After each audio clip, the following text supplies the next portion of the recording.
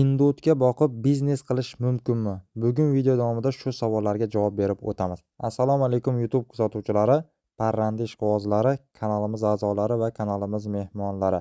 Bugungi videomiz Indutka haqida bo'lib o'tadi. Ya'ni Indutkani barcha ma'lumotlarni sizlarga taqdim etamiz va bu parranda orqali daromad ko'rish mumkinmi yoki yo'qmi, shuni ochiq oydin hamma ma'lumotlarni sizlar uchun taqdim etib qolaman. Videomiz sizlarga manzur bo'lsa, bir dona laykni bosib, himmatingiz oshib ketsa, albatta kanalimizga obuna ham bo'lib qo'yishingizni so'rab qolgan bo'lardik. Sizlarni qimmatli vaqtingizni olmagan holda biz videoni boshladik. Bu sohada o'zimni ko'p yillik tajribamga tayangan holda yangi boshlamoqchi bo'lgan aka-ukalarimizga shuni tavsiya qilmoqchimanki, ya'ni bozordan xarid qilayotganda imkon darajasida qora indutkani olishingizni tavsiya qilgan bo'lardim. Ya'ni qorabosh indutka deyiladi. Shu qoralarni olishingizni tavsiya qilgan bo'lardim. Sabab qora indutkalar oq aralashgan indutkalarga qaraganda bozorgir hisoblanadi. Va yangi birinchi boshlamoqchi bo'lganlar jo'jasini emas, imkon darajasida katta indutkadan olib boqishingizni tavsiya qilaman. Endi olib bu orqali siz daromad ko'rmoqchi bo'lsangiz, qanday tartibda bozordan xarid qilishingiz kerak? Xo'p, bitta xo'rozga o'rta hisobda 4 ta, oshib ketsa 5 dona makon olib qo'shadigan bo'lsangiz, shunda ularning tuxumlari 100% gacha urug'lanishi mumkin. Va bular asosan qaysi mavsumlarda arzon bo'ladi, qaysi mavsumlarda qimmat bo'ladi, shuni ham olish jarayonida vaqt ham muhim rol o'ynaydi. Asosan bularning narxi sentyabr oyidan dekabr oyigacha bo'lgan fursatda arzonlaydi. Sabab ko'pchilik bu parrandalarni qish mavsumi, kuz mavsumlarida sotishni boshlashadi.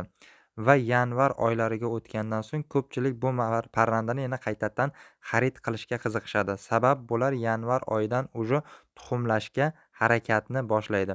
Shu sababli agar siz bu biznesni boshlamoqchi bo'lsangiz, imkon darajasida noyabr oylarida harakat qilsangiz, bu parrandalarni arzonroq bo'lgan paytda xarid qilishingiz mumkin. Endi bularda ozuqalariga to'xtaladigan bo'lsak, o'rta hisobda govdasi katta bo'lishiga qaramasdan tovuq bilan teng miqdorda ozuqa yeydi. Ya'ni tuxumlayotgan paytida 120 gram atrofida don yeydi. Ya'ni donlari makka, bug'doy, arpa, soya shular aralashmasidan iborat bo'ladi. Imkon darajasida ko'k o'tlarni berib tursangiz ham maqsadga muvofiq bo'ladi. Bular qolgan o'rdaklardan farqi, ya'ni suvsizlikda ham bemalol yashay olish xususiyatiga ega va qolgan o'rdaklardan hidsizligi bilan ham ajralib turadi.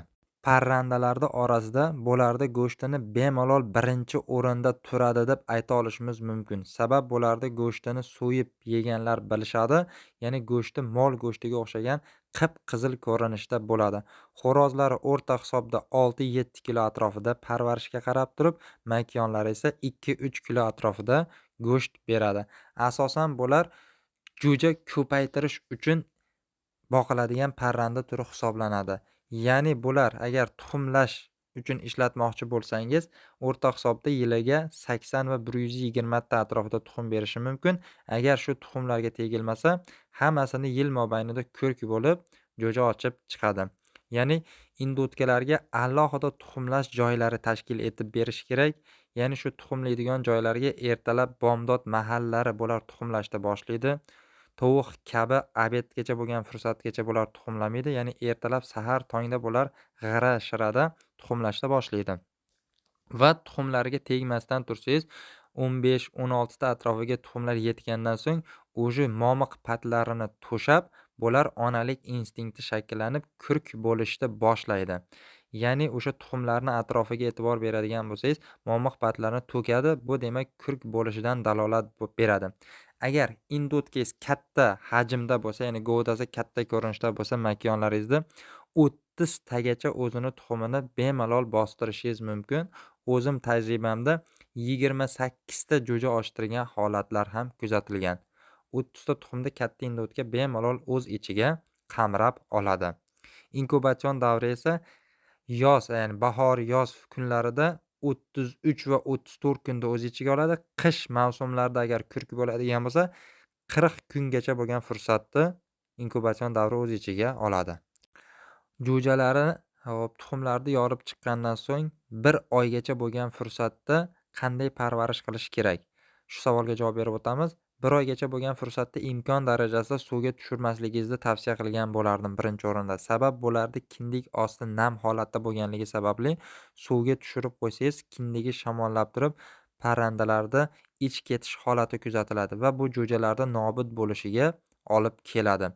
Va ratsionlari, ozuqa ratsioni jo'jalarda birinchi 10 kunligida tuxumni suvda qaynatib turib, sarig'ini ajratgan holda oqini maydalab beradigan bo'lsangiz, jo'jalarda nihoyatda baquvvat o'sishiga zamin yaratgan bo'lasiz va qolgan 1 oygacha bo'lgan fursatda brollerni start degan doni bilan parvarish qilishingizni tavsiya qilgan bo'lardim.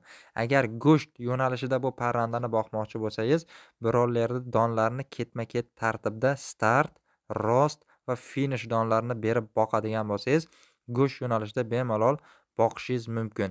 Go'shtni o'rta hisobda tirik vazndagi og'irligini 80% ni tashkil etadi.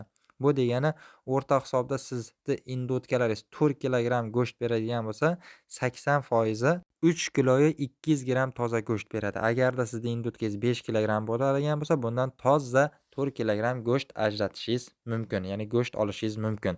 Bularda har xil turlari bor. Oq, qora, kulrang, jigarrang, aralash har xil holatdagilari bo'ladi, lekin bozorgiri baribir o'sha qora ranglari bo'ladi. Bozordan olayotganda yana nimalarga e'tibor berishingiz kerak? Imkon darajasida jo'ja xo'roz va tulak makonlarda olishingizni tavsiya qilgan bo'lardim, agar siz ko'paytirish uchun parranda xarid qilmoqchi bo'lsangiz. Agar tuxum yo'nalishida bularni olmoqchi bo'lsangiz, jo'ja makon, jo'ja xo'rozida olishingizni tavsiya qilgan bo'lardim. Ko'paytirish uchun nima uchun sizlarga tulak makonni tavsiya qilyapman? Sabab ularda onalik instinkti yaxshi shakllanadi, jo'ja ochgan tajribasi bo'ladi va sizlarni biznesinglarga ma'lum bir darajada peshqadam bo'la oladi. Ya'ni jo'jalarni yaxshi katta qiladi, yaxshi tuxumlarni foizini oshirib beradi. Asosan jo'jalar 50 atrofida jins bilan tuxumdan yorib chiqishadi. Ya'ni 50% xo'roz, 50% makon. Tovuqlar bilan taqqoslaydigan bo'lsak, tovuqqa qaraganda bularda daromadi bir necha baravarga yuqori deb aytishimiz mumkin. Sabab bularni yangi chiqqan jo'jalarni ham bahor oylarida 15 va 20 ming so'm oralig'ida sotishingiz mumkin. Oddiy tovuq jo'jalari esa 6-7 ming so'm atrofida sotiladi. Indotka parrandasi haqida taqdim etadigan ma'lumotlarimiz shulardan iborat edi. Videomiz sizlar uchun yoqqan bo'lsa, bir dona laykni bosib, kanalimizga yangi bo'lsangiz, albatta kanalimizga obuna bo'lib qo'yishingizni so'rab qolgan bo'lardik.